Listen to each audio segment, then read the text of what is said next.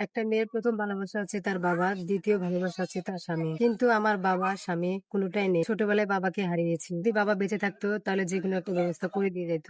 আমাকে প্রতিবেদন ভিডিও সামনে আসতে হতো না। আপু, আপনার নাম কি? আমার নাম ঝর্ণা। আপনার বর্তমান বয়স? বয়স 21। আপনি মূলত আমাদের কাছে বিয়ের জন্য এসেছেন, তাই তো? জি। কেমন হাজবেন্ড চান? সে দেখতে যেমনই হোক, ধরেন কালো বা কুৎসিত, তাতে আমার কোনো সমস্যা নেই। তো তার সুন্দর একটা মন থাকা লাগবে। আপু, মন দিয়ে কি আর সবকিছু হয়? টাকা পয়সা তো প্রয়োজন আছে।